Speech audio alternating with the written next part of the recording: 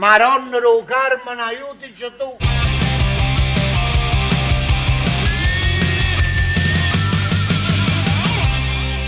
And benvenuti, fellas and bellas all over the world. Welcome to another episode of the Napoli Rant. I am Raff Biz, joined by my co-host, the Vecaravezzo VS, Raffa Rispo.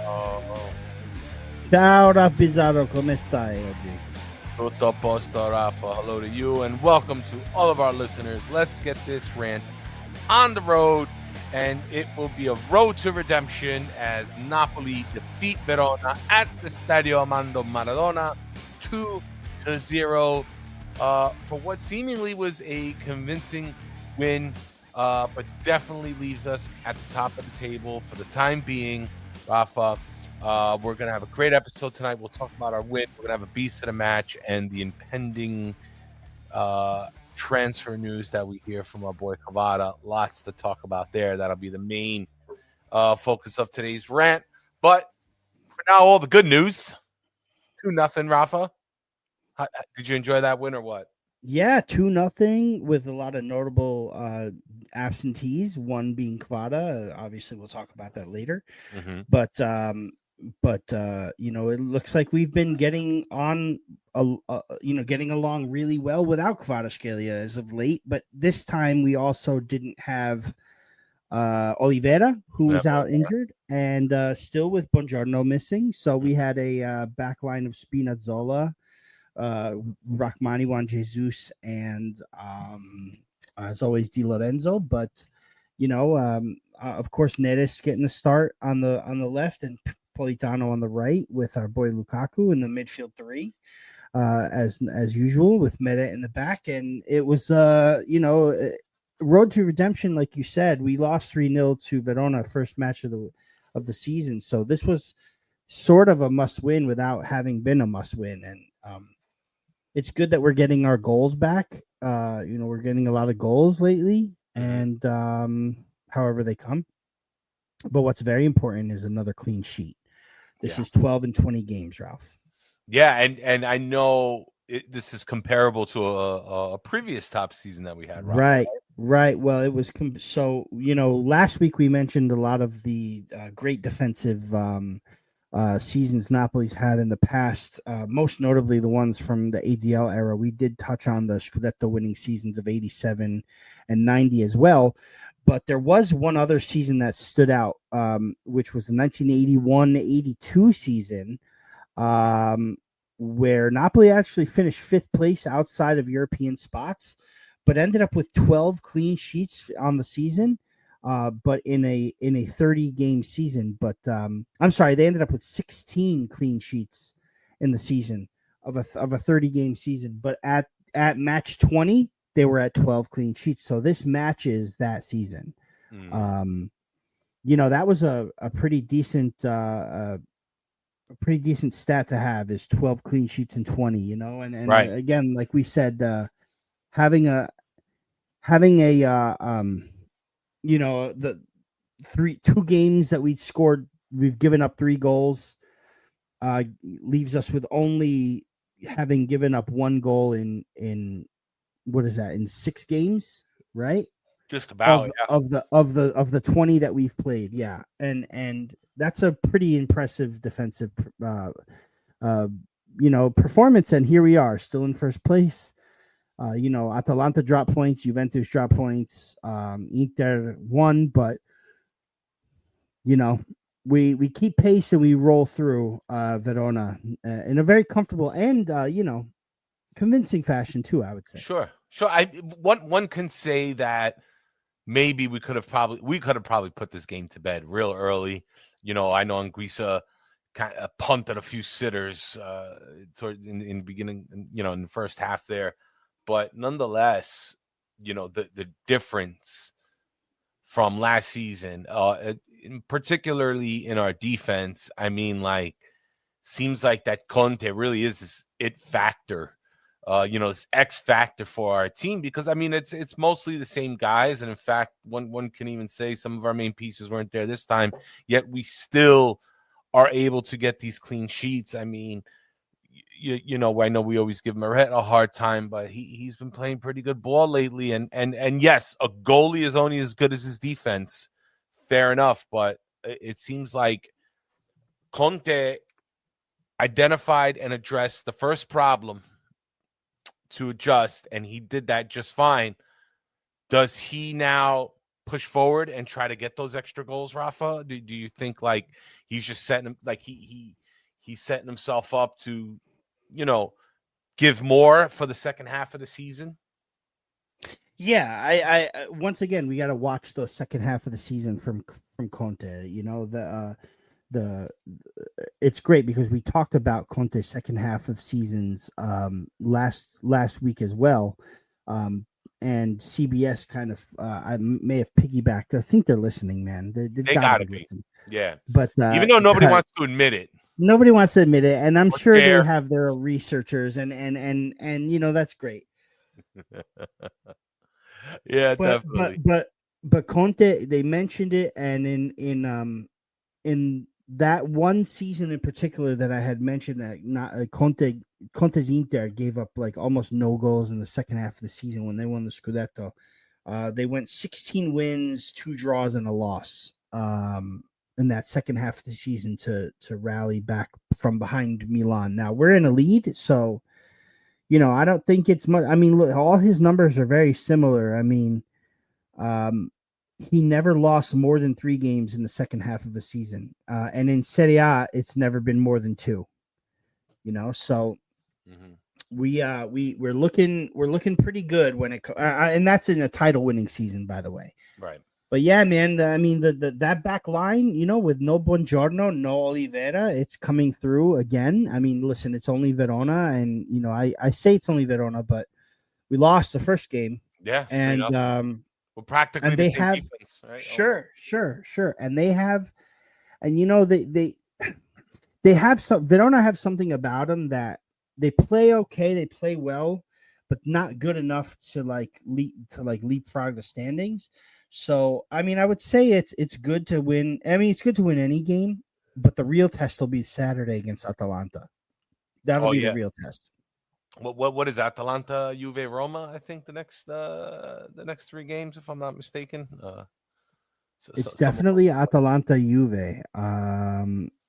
Yeah, you could be right. I'm going to check right now. But Atalanta has to play Juventus. We're here on a Monday night. Atalanta has to play Juventus tomorrow night, Tuesday, the 14th.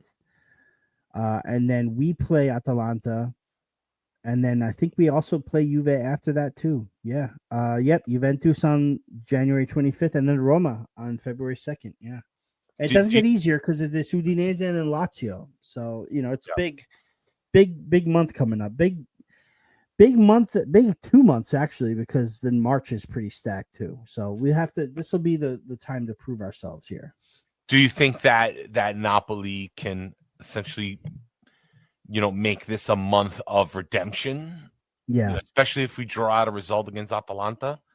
That's a big, big statement. Well, look at it this way, right? We're playing back-to-back the 2 teams that beat us 3-0. Hopefully we can keep our clean sheet streak going here. Because we're at 3 right now in a row. And then we've got Juventus, who we held a clean sheet on, and then Roma, who we've already held a clean sheet on. What did we do against it? We beat Udinese. I just don't remember the scoreline, 3-1. And then we have Lazio, who we lost to also. So it's good to kind of get these games that we lost in the first half of the season out of the way now, knowing that we went in and got results against everybody else. And then look at this. I mean, we were on the watch party in the Discord. By the way, everybody join the Discord. It's dope. It's dope. It's dope. Had a good time.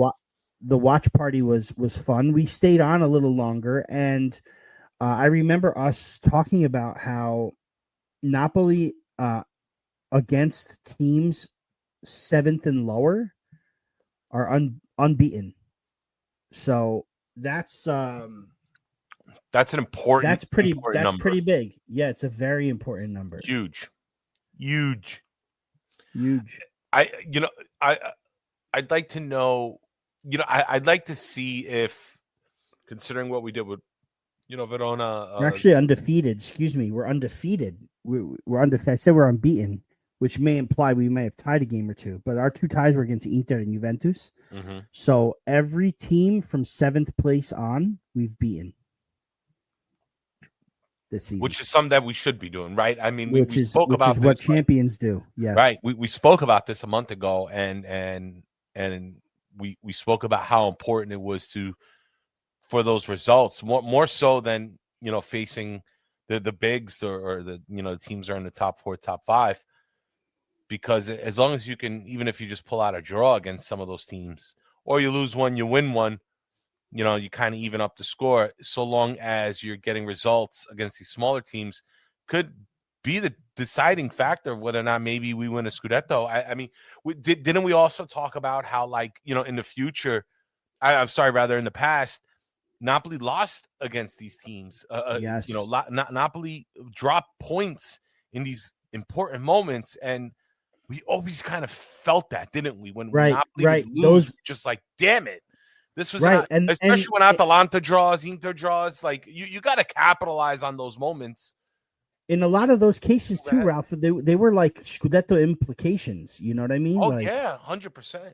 Like it's funny because we go back in time and look at it in hindsight, and you don't. I mean, I was always, me, I'm always an optimist. I'm like, we'll bounce back. Don't worry about it. It's okay. It's just one result, whatever. But then you look back at these results and you're like, you know what? If that had been a different way against Spezia, if that had been a different way against Torino, if that had been a different way against Empoli, we might have been in a more prime position for a Scudetto, and that's what Conte brings here, is that he's no nonsense. He gets the job done no matter how it's got to get done, ugly, beautiful, or what, At the end of the day, this game is about results. I know everybody likes to see the flashy, beautiful football, which I think we played a great game against Verona. I think we really did have a good game. We did a lot of crisp passing, a lot of good movement. A lot of chances created, I feel like. A lot of chances created. Yep. Clogged up the middle of the field. I mean, we didn't let Verona in too much. No. It was, I forgot who was, maybe it was Punk, I forgot, but it was, they said in the Discord, it was like, Conte's not going to make the same mistake twice. And we saw that. Which, does that make you, Rafa, any more comfortable going now, facing Atalanta? Do you think Conte and the team kind of head into this game with the same mentality, like, hey, forget about the first result, let's make it up, right? I think this Atalanta game is going to be one of the biggest of the season. It's a big game. It's a big game. It's going to be one of the biggest, but specifically this one. Even though, Anguissa said we're not talking about the Scudetto, it's early, I think now is the time where you have to start talking about it, because these games that we're facing early in the second half of the season, they're not games that have no importance. It's Atalanta who's right on our tails. Right. It's Inter, it's Lazio, Roma, Inter, Juve. Like, these are games that will make or break Scudettos. Also, you can win all those. You can win all those games against the smaller teams, but then you also have to somewhat get results against the teams, up in the top of the table. Like, it's a good sign that we're beating teams like Udinese and Fiorentina and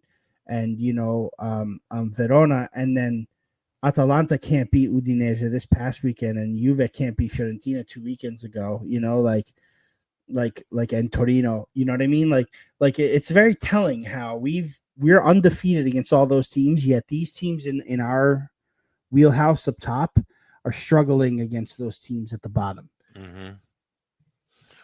To me, which is kind of all the more reason why, specifically this Atalanta game, maybe when we go up and face Inter again, but if we get a result against Atalanta, if we get all 3 points, we now break even with them for the season as far as head-to-head, and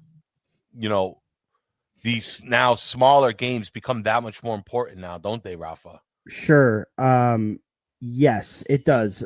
Even though head-to-head, and I think I mentioned this in the Discord yesterday. I'm not sure if you were there listening, but when it comes to a Scudetto spot, head to head doesn't mean anything anymore. If it's a tie, there's a 1-game playoff.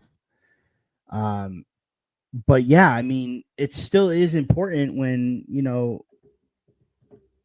again, they took points from us at our house, so we need to go over there and take points from them, and even if it's a draw, I mean, to be honest with you, it also depends on what happens against Juventus this tomorrow. I mean, right now you're looking at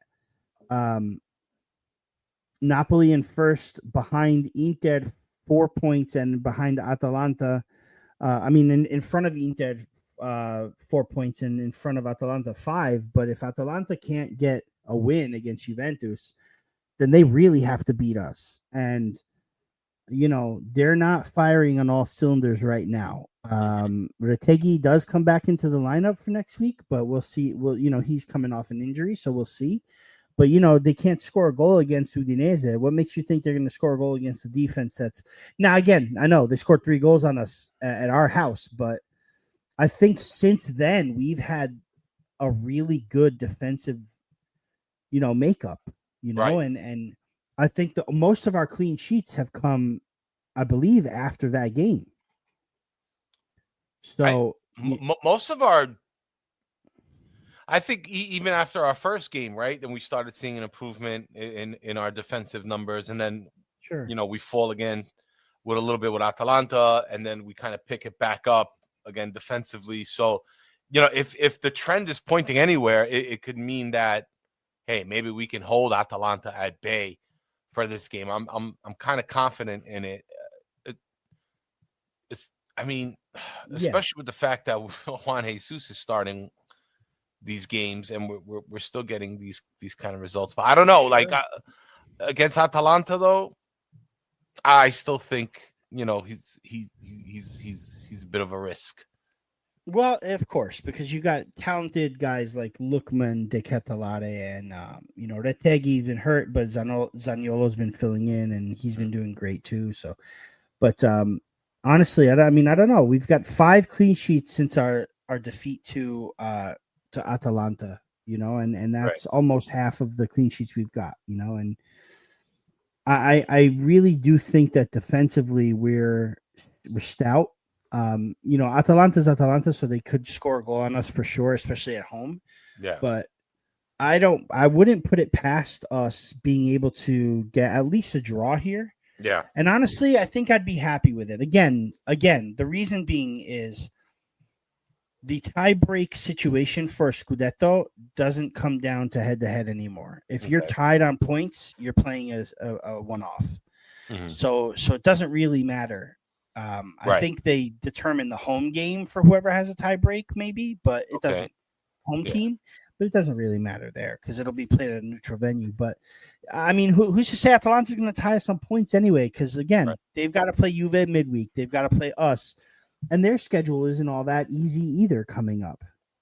Atalanta have a tough go themselves. They've got Champions League to play. They have Sturm Graz after us, which is kind of a must win. It's Stuttgart. They have Stuttgart after us, which is kind of a must win for them because even though they'll make the next round of the Champions League, they want to get that bye.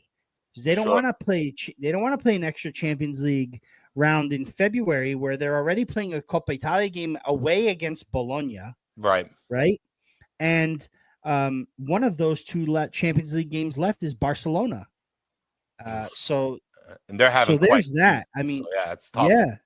And then after that Sturm Graz game, between the Sturm Graz and Barcelona game, they play Como, who you would think isn't a big deal, but Como at home they play. Como in Como they play.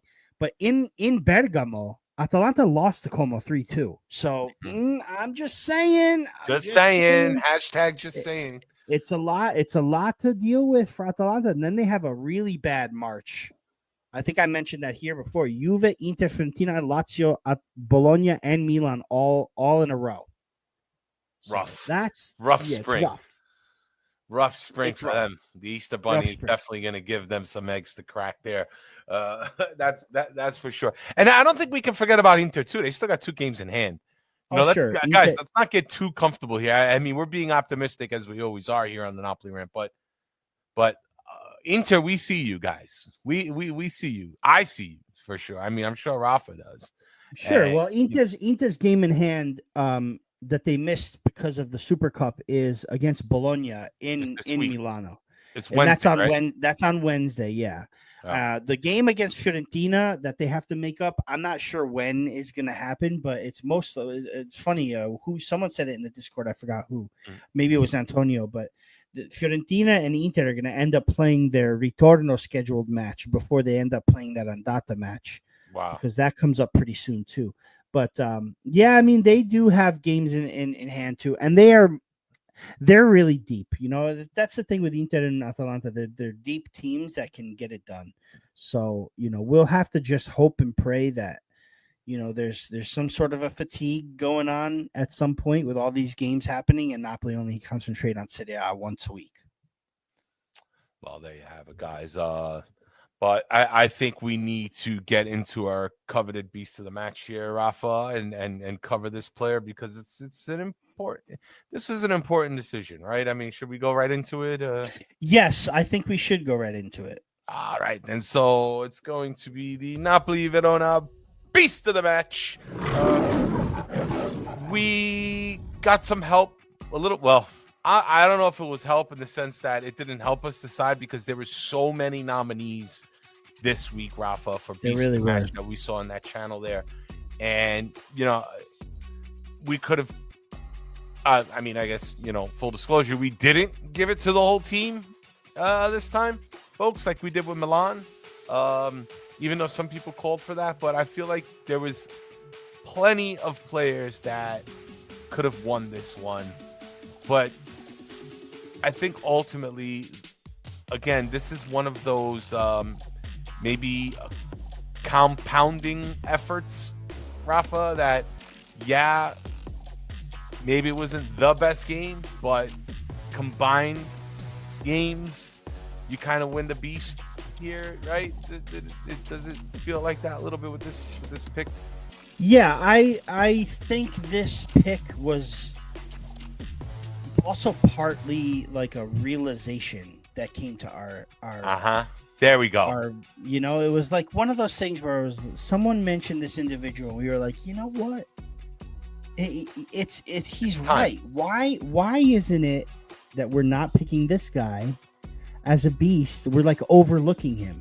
And to be honest with you, and you'll all understand why when we announce it, but I did kind of overlook him. I overlooked this guy for a long time. And I think, like you said, Ralph, the past couple of appearances, past couple of performances, plus this one here for Napoli Verona, I think is well-deserved. Don't get me wrong. There were like 3 or 4 other guys that we 100% called out for and said, you know what, this guy deserves it too. But I think this is his just due. I think he needs to get one here. So I'm good with it. All right. If you're good, I'm good, Rafa. Well, hope everybody else is good. But here we are, guys. Beast of the match.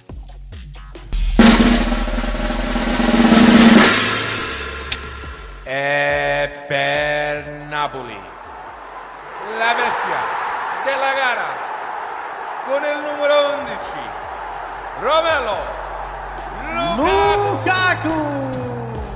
Romelu Lukaku gets the beast of the match. Since his first appearance against Parma, when he came off the bench, scored and assisted, and got us that come from behind victory. Big Rom gets the beast of the match, and here's why, Ralph. Yeah, give it to him, Rafa. 1 assist and 1 assist uncredited. Romelu Lukaku was part of both goals today. Romelu Lukaku was also part of 2 goals out of the 3 against Fiorentina. Romelu Lukaku has 7 goals on the season. And 6 now assists? Just about. I'll get you the final number. He's involved in a lot of Napoli goals. And he's involved in a lot of Napoli goals against big teams. But watching him do his thing, honestly, he's such a different style than what we're used to. Right. Look at the strikers that we've had in our history. Right. Right? Cavani, Higuain, Milik even, Mertens, Osimhen. And Lukaku is not like any of those guys. Mm-hmm. But the numbers are there. There's a reason why the pundits said, "Oh, he didn't play too flashy with Roma last season, but still ended up with 20 goals." Mm-hmm. Like, this guy knows what to do. He knows how to do it, and he does it very well. There are times where he doesn't do it well, and if he's not on, he's horrid, and it's terrible to look at, and it's boring. Right. But when he's on, he's world class. And I think yesterday Lukaku was pretty world class. Yeah. He missed a shot with inches That little wide. curler, right? To the Right. But he knows how to body a defender and get away with it, and he knows how to hold the ball up and send it out for an eventual assist. I mean, go back and look. He assisted Di Lorenzo on the goal that ended up being an own goal. Hits the post and hits the goalie in the back of the head and goes in. So fair own goal, but the creation was there, and the assist would have been Lukaku's, and the assist was Lukaku's for Anguissa's goal, which was also an amazing shot from 30 yards out. Oh, what a shot. Oh my God. And That was a beauty. But again, who's in the mix? Lukaku. And he was way out of position too. He was like outside the box over by where Di Lorenzo was. So I think he doesn't get enough credit for the things he does do, and I think he gets more slack when he doesn't show up and perform, or when he doesn't have the game that's, that game that's going to set the team up for success. But notice how he's been so much more effective since there's been no Kvaratskhelia and Neres has been on the pitch. Right. I go on, Rafa, finish. No, I was going to say the last thing I wanted to say about Lukaku before I give it over to you is, again, if you look at the numbers aren't huge, guys. The numbers aren't huge. Only 21 touches, but 7 in the opposition box, 12 of 18 accurate passes. The big number for me, 3 chances created, was the most in the match. Along with Neres and I think that's it. Neres and him both had 3 chances created, which was shared most of the match. Funny, it's funny you say that. I'm looking at the football player traits at the moment, and his strongest suit is chances created. Funny enough, so it's one of those things that kind of go unseen. It's hard to put a number on it. It's not the flashiest in the world, and we were frustrated at times with the look of Lukaku and what he may or may have not been doing on the field, because it's so different than what we're used to, especially after seeing Osimhen, where he was so quick and pacey, his aerial battles and all that. But I think right now, because there's got to be something also that we don't see that he's probably contributing, whether that be in the locker room, whether maybe him talking on the field. I remember there was a miss from Rachmani, who, by the way, playing out of his mind lately. And just for reference, before I continue my point, some of the other nominees were Anguissa. We had Di Lorenzo in there. We had Neres. We had Rachmani. There was a plethora of nominees for this game, and every one of those players could have earned a beast for this game, but ultimately we gave it to Lukaku because there was also a moment when Rachmani took that shot and he missed it, and he was a little frustrated, and Lukaku was like clapping his hand. I was like, "Oh, it's all right," whatever he said. He was basically like, "Hey, don't worry, good shot, good try, let's keep it going." We need that right now, especially with what's going on or what could go on in this January market, which we'll get into in just a moment. we need that leader on the field that's going to keep everybody together. And I think like Lukaku is providing that for Napoli right now. And his play's not the cutest, but it's effective. And he just had to get beast of the match. I mean, he is helping this team score goals, even if he's not quite doing it all himself. But I mean, 7 goals, 6 goals, 7 assists. He probably gets a double-double this season, which, you know, if everybody else is scoring as well, I mean, is enough. He might not win Capocanoniero, but as far as team play goes, I think he's an integral part of our mentality this season. So for that, it's a beastly performance, Rafa. Yeah, I mean, it's 13 goal contributions in 18 games. You know, you can't really deny those numbers, to be honest with you. And I just, you know, it's not the sexiest performance. You know, it's not. It really isn't. And you got a 31-year-old guy who's clearly not what he used to be. He played young. He was this dynamic goal scorer a while back, and it's a shame that Chelsea owned him for all that time during that, where he could have used his tools elsewhere and won more things. But the thing is that Conte knew what he was getting when he got him, and it's all part of the plan. It's all part of the Antonio Conte experience and plan. And I'm happy with him, and I'm happy that he's our starter. And again, we're changing our tune from a few months ago, or maybe even a month ago, where we were like, we've got to get something back up for Lukaku. Maybe Lukaku has to come off the bench, blah, blah, blah. But I mean, once again, a notable miss. Mm-hmm. And,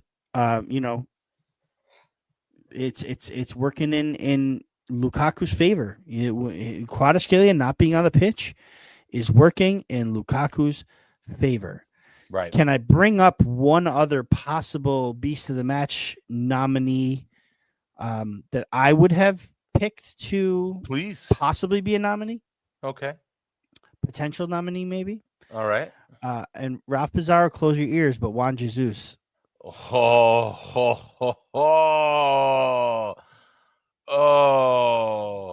And that's all the time we have today, folks. Listen, I know you can't deal with it.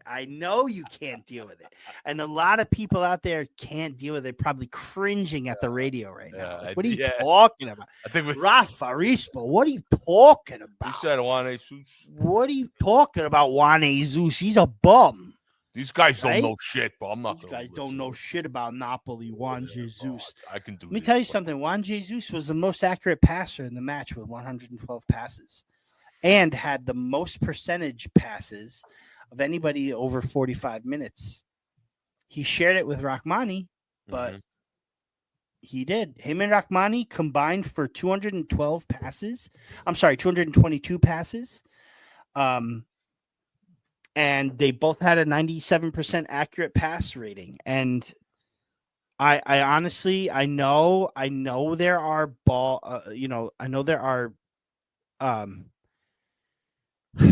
opportunities where Juan Jesus doesn't show up and Rachmani has covered him a lot, right? But that also goes to show you what kind of a center back we have in Rachmani.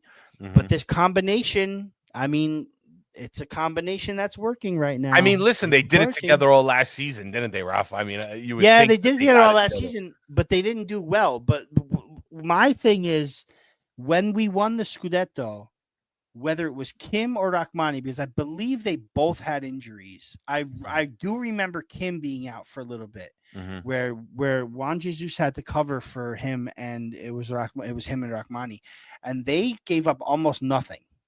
Right. They might have given up 1 goal in an 8-game stretch.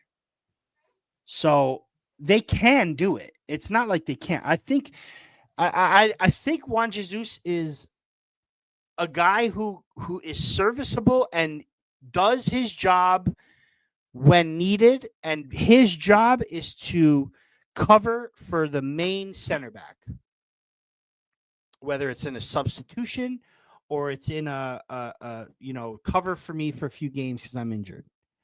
To be the central focal point of a center back duo to be a starting center back on a team, to be the guy we rely on, that's not him. But when he needs to come in, he answers the call, and he's been doing it, man. And I props to him, man. Props to him. He had a nice block yesterday. He had a nice recovery yesterday. I thought he was really good. Yesterday. Juan Jesus gets nominated for Beast of the Match, not for doing anything spectacular, just doing his job. Yeah, but you could say that about anybody. Juan Jesus just got to fill the quota. He'll get that about anybody then, because Rachmani's just doing his job. Lukaku's I feel like he's going above. Yeah, but if Rachmani messes up, we lose. That's the difference, though. Well, then again, I don't know here. Well, you know what? No, I don't know. You know what, Rafa? I'm gonna let it. I'm gonna let it go. I'm gonna let it go. I'm gonna just save the drama for this next topic. Let it go. Like, who's that? Anna who sings it, or Elsa? Is that Elsa? Or Anna? Elsa? Like let it go. Ice Prince. Let it go. Is it Anna? No, it's Elsa. Elsa. Let it go, baby. Let it go. I will. All right. But one thing I won't let go is this next piece of news, folks. Bombshell news. I mean, it's literally the first thing the freaking commentator said when he introduces the game. Not, we got a good game here. Time for it's like, Kvara's leaving. And now Napoli play Verona. I was like, all right. Relax. It really was. It was literally the first sentence that the guy says. And I'm like, okay, let's just remind everybody. But yeah, this bombshell news of Kvara. Conte came out in an interview saying that Kvara came up to him personally saying that he wants out. We had this offer that we knew very well about from PSG. We had a previous offer from them not long ago, and it seems like it's taken fruition now. And we very well may see an exit of a former MVP in his first year in a January transfer window. And there's so many mixed feelings out there. Obviously, the initial reactions are always going to be a bit emotional and dramatic, and it's going to be a mix of disappointment and maybe some anger and maybe even a little bit of some goodwill, as in people wishing good luck and things. I feel like it's as the dust settles and the smoke clears a little bit, I think we're getting a little bit more level-headed day in and day out, Rafa. But I mean, what was your initial reaction? I'd like to get your thoughts on how you felt. And we covered a lot of it on this show. So if you're listeners and supporters of the show, thank you so much. And despite any harshness we've had on Kvara, it was only because we know how good of a player he is and what we expect from him, what we want from him. But at the same time, we also try to support him. And but this one, Rafa, how did it make you feel, this report, as soon as it dropped? I gotta tell you, I was a little upset. I was a little unsettled. The not that we were gonna sell him, not that he wanted to leave, but that he wants to leave now. Like, he wants to abandon ship now before the season's over. Mm-hmm. I don't understand why he can't stay until the summer. I just don't get it. Ride the season out. Get your second Scudetto. I don't understand. Now, Conte has also come out and said that it's not Kvara's fault and it's not the club's fault, that it's his fault. He's taking blame. He's taking ownership, which is very nice to hear. Mm-hmm. And that he's the one who wanted him to stay in the summertime, and that he's the one that couldn't make it work with Kvara. Okay. Now, does that sound to me like Conte's giving up on Kvara too? Yes. That also makes me believe that, like, it's a lost hope. He's not going to fit into this team. Might as well get rid of him now. But with Kvara coming to him to say that, I'm pretty sure they both are on the same page where like this just isn't working. I don't know if there's animosity personally. I don't think there's animosity towards the club. I just think that he feels he needs to move on. When a footballer is ready to leave, you got to sell him. You can't keep him. You can't. So like if it's now, it's now. If he said, "Hey man, like I'll give you my best for 6 months, but you got to let me go in the summer," then fine. But if it's now, it's now. Go. But my thing is, don't make the people hate you by leaving all sour, because to be honest with you, it's a little insulting to me that now you can go both ways here. I see why Kvara is insulted in his pay scale, but I also need to reiterate that we have offered him contract extensions before. Right. And the first contract extension we offered, and a buddy of ours in the Discord reminded us of this, which is true, is in March 2023, we offered him a €3 million increase with an extra season and with a €150 million buyout clause that would be activated this past summer of 2024. And his agents and him turned that down. So the reason you are 14th, 13th pay scale is because you declined Napoli's offer. The season wasn't even over. The Scudetto wasn't even officially won yet. And we are offering this to you, and you declined it. Okay? You're thinking, okay, there's time to renegotiate another deal. But then you went and had a less than stellar season last season. It wasn't as good. I don't care about the numbers. I know he had numbers. It wasn't that great. Well, the numbers weren't as good, Rafa. It wasn't as good. It wasn't as good. I mean, it was still 11 goals, but still, it's not as good as 16 goals and how many assists and an MVP season. But no one played well last season, so we'll call it a wash.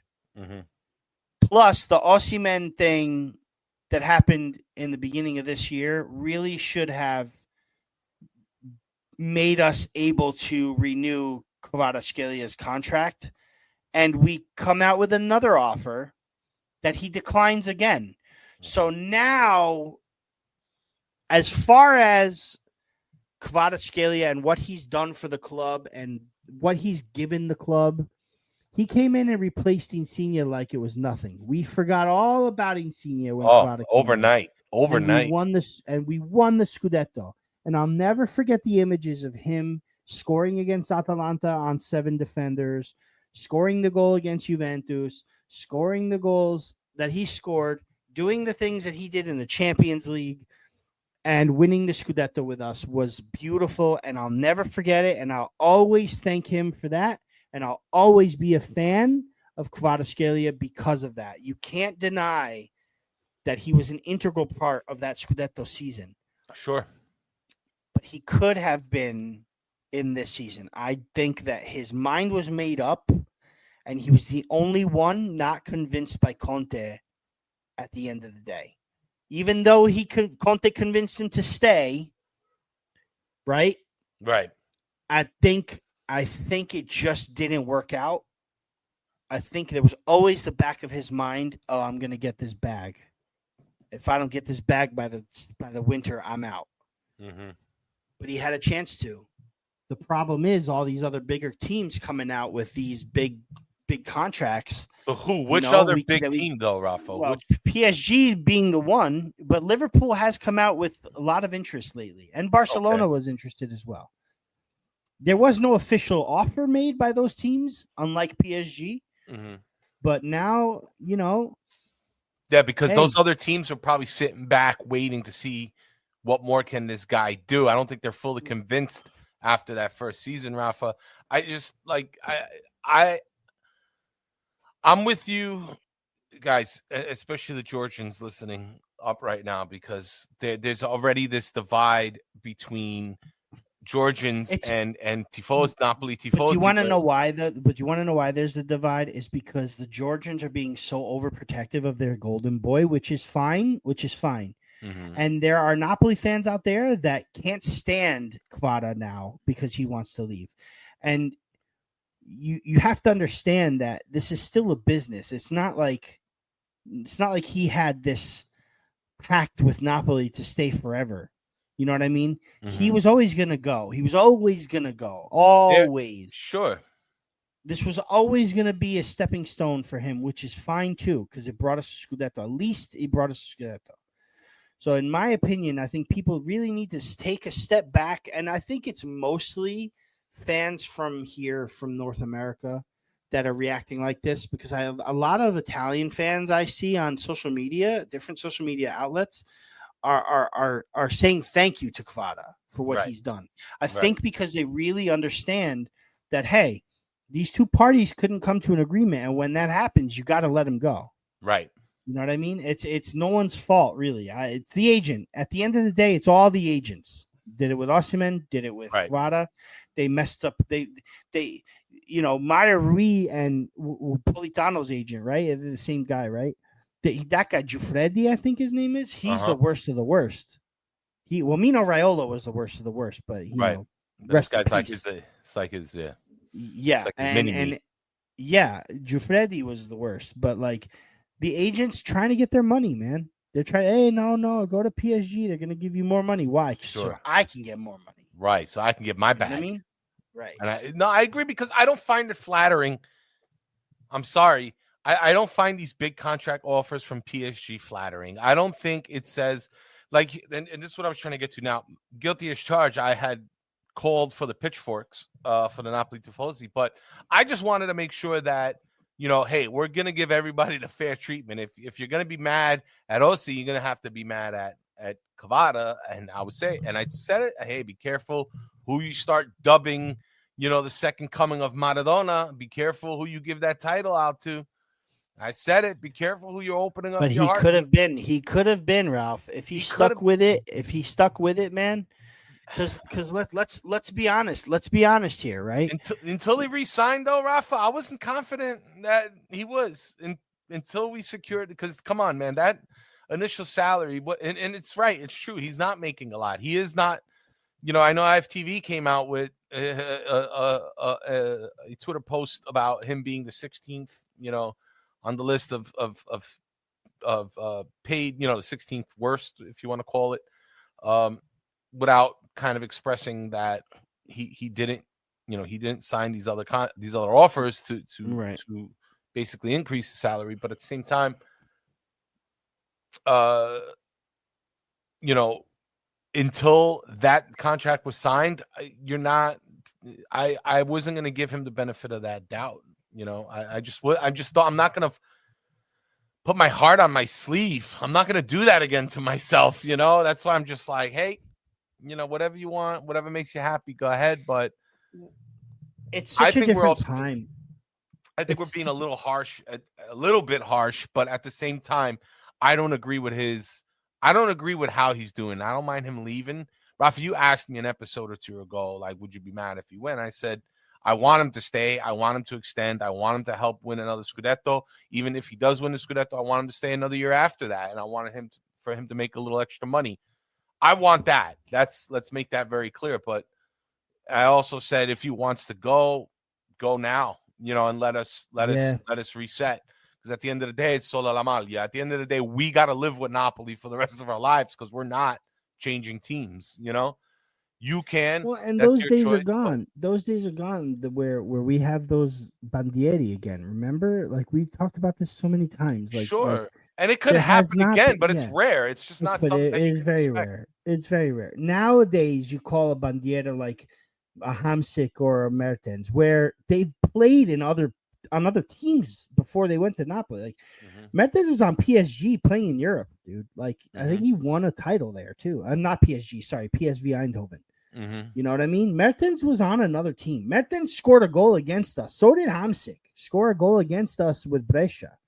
Like, but we view them as bandiere, and like this similarly with Insigne. Well, Insigne was always with us, but You know, except for that 1 year on loan to Pescara where he lit up Serie B. And Yeah. then now on Toronto and might come back to Italy for another team. But we consider him a bandiera because he's, you know, his best years of his career where he could have been sold to here, there, Mahamsik too, and Mertens. And, you know, and Koulibaly, they could have went anywhere they wanted to and they stayed with us. So I think that the definition of a bandiera could change, right? Because Del Piero even went to Australia. De Rossi even went to Argentina. You know what I mean? I think the only guy that's never been to another team was Totti, that I can think of right off the bat. But Maradona, Careca, those days are done, man. Like to have a guy be associated with one team alone is very rare nowadays. Right. You know what I mean? Well, I'd like to give, you know, the Georgian fans out there a fair warning. And I want to say that the real tifosi out there, well, we're all real tifosi, but the majority of the tifosi out there are showing gratitude towards Kvara. Even if they're a little upset, I think a lot of them out there. And I want to defend those people because we tend to get lost. You know, we tend to get lost in this cloud of merda, of just bad, emotional, impulsive takes of what a Napoli tifoseria can be. No, sorry, no disrespect to our own crowd here, but I'm gonna keep it real. I don't care. You know what I mean? I don't. I'm gonna hold. Nobody's not accountable here, but understand something, George. It's not flattering to get big offers from PSG. It's not. Did he deserve more, Kvara? 100%. Could he maybe can one say that he's underappreciated by the club or by the president? Maybe. But I mean, we did offer him more money in an extension, so I don't know what else we're supposed to do. No, I'm not saying it is, but I mean, for those who think that, because the consensus is from again, specifically from Georgians, and I get it.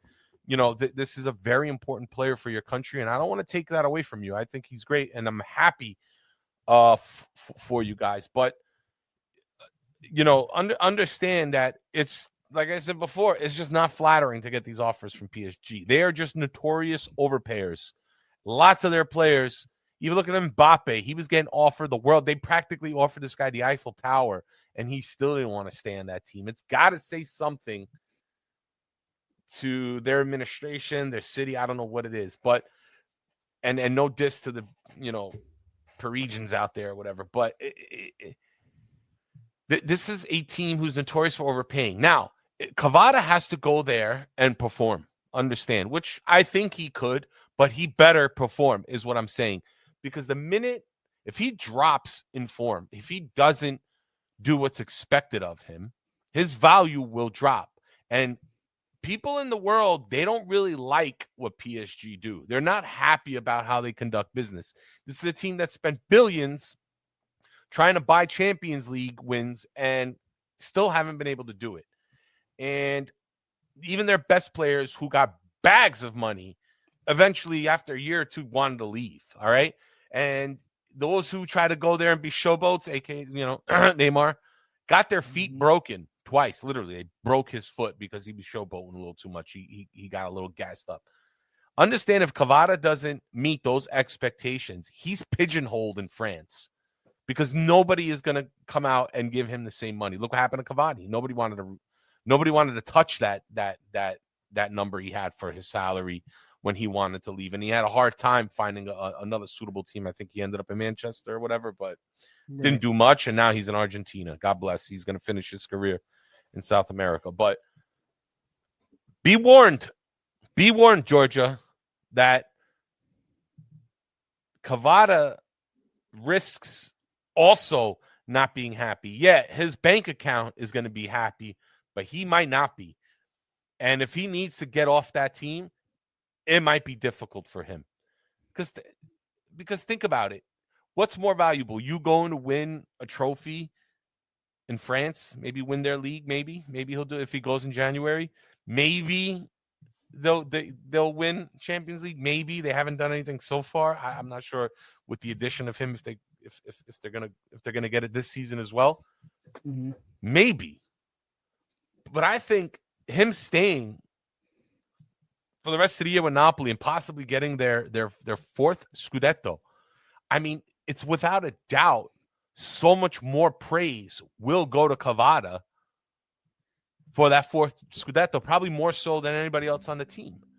And he's gonna lose that what's that word? That attraction, right? That highlight and that praise now. And I think him staying, possibly getting another Scudetto, or even going back to champions, or just like returning Napoli back to their form and getting to them where they need to be, I think is a harder task for him than going anywhere else at the moment. And if he proves himself with that, I think he goes to any team he wants in the summer for the same amount, if not more money.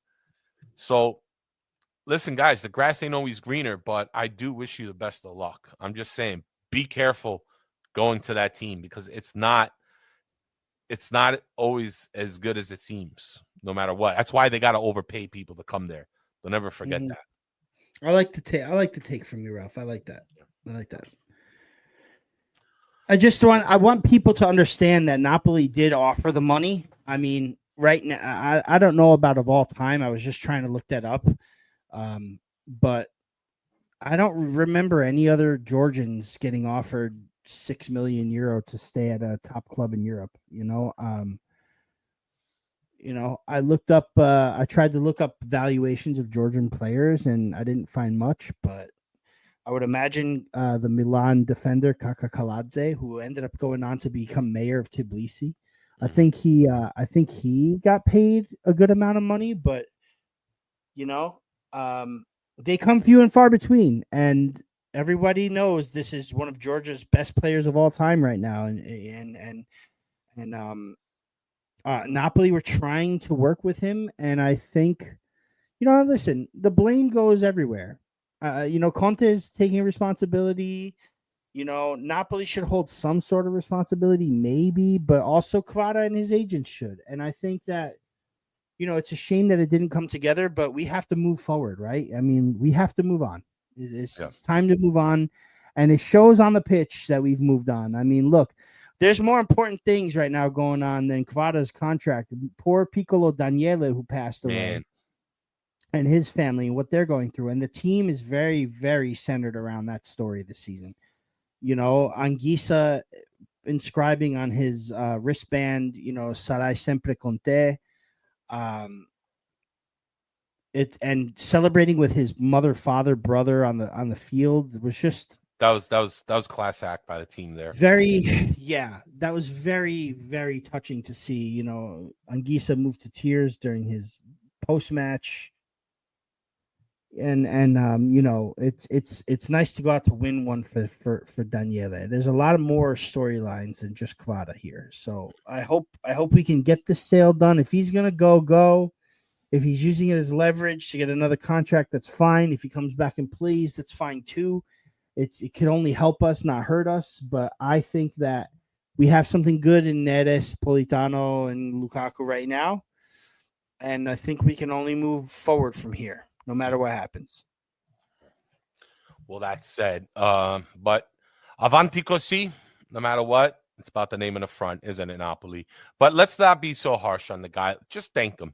Let's not show the world, that we're salty about these things, because we love Kvara, appreciate what he does, but we can do without. And we've proved it again and again in the past. We've probably proved it these last 2 games, guys. Just thank the guy. Leave it like that. Wish him luck. He'll forever be a part of the history of this club, especially in the ADL era. But, to all the Georgians and to all the Napoli Don, let's just meet in the middle. Say our goodbyes if that's the case. Wish each other luck and move forward. No need for the animosity, honestly. No, I know I called for the pitchforks, but that was like a personal thing. It wasn't really because I want Kvara to get bashed. It's because I want to make sure that if we're going to bash, we're going to be fair bashing here. But in reality, I don't want any bashing. Victor Osimhen and Kvara will always be two of my favorite players, man. Exactly. We're going to look back. Listen, we're going to look back at this time years from now, And the guys that left right away, Kim and Spalletti, the Lozano, the guys that left the next seasons, Osimhen, Mario Rui, Zielinski, Kvara. We're gonna look back at this time and be like, you know what? That was a special team. Yeah. That was a special side. They were special players, and they got us what we all had been craving for our entire. You guys, we all know the hat that I wear on my head is something that we all wanted for the longest time. The Campione d'Italia 22-23 hat. It is something we all wanted for the longest time, and Kvara was a pivotal part of that. So, fine, what happened is what happened. But at the end of the day, I can only thank him very, very much. Well said. Well said, sir. Great show again, as always, Rafa. Again, thank you to all of our listeners. We see you out there. We appreciate the support. Again, come into the Discord. The link is on all of our socials. It's great. Again, it's growing. By the way, I mean, I keep repeating myself, but people week in and week out are listening and are coming in. It's just a great community, especially if you want to get away from the Twitter world. All right. Yeah, you can still, I guess, enjoy your WhatsApp chat. Rafa gave me a stern talking before the show here. But I just want you to know there's other I just don't want to diss anybody in particular. It's not particular. It's just No, I know. I get it. Okay, let me rephrase that. I don't want anybody to feel like they're not appreciated because they're in WhatsApp. If they're in WhatsApp, they're in WhatsApp. But they could come to Discord too. They're in, because I know that there's a lot of people in 10 different Discords. 10 different WhatsApp. There's what's wrong with one more Discord chat? You know what I mean? Like, come on in. Yeah. It's a lot of fun. I'm in there too. I'm watching. I don't participate as much as I want to. I get to do the live watch watch parties. That's a lot of fun. Yeah. A lot of fun. But we just want a community. We want communities everywhere, but we're home. Our home is Discord, and we it suits us well. So give us a shot. And I'm urging a lot of people to share our stuff online. And I don't know if everybody here listens or is still on X, Twitter, whatever, but please share our social medias. Please share our show on social medias. Please share it with friends of yours. There's a lot of Napoli fans that don't know about us, and they should know. They should know about us. They should know about Joe. They should know about Henry and Michela. They should know about Dom. That these are the pivotal accounts that you should know about. So if you can please share this episode, share our show, no matter how you do it, please do it on any platform you want. But doesn't cost anything but a quick click. But a click on the thing, and who knows? Maybe if we get like a certain amount of shares, we'll get a surprise for some of you guys. Let's incentivize this a little bit. Sure, we'll come up with something. But please let me see some more shares on our and even comments and questions, and we're gonna do it. We're gonna take questions. We're gonna take comments, and I'd love to see a lot of that action on our social medias. Sweet. Well said again, Rafa Rispo. But that is all the time we have. We'll catch you next time for the next game. We'll see what happens. We'll keep our eyes glued to the screens here for all this transfer news. We just got billing. We're probably gonna get some more. We'll see what happens. We're lining up a very special episode. Not gonna give away any more details other than it'll be a special episode. We promise you something big. But yeah, any continued support, folks, will certainly be appreciated. But until then, Forza Napoli sempre. Sempre. Ciao, ciao.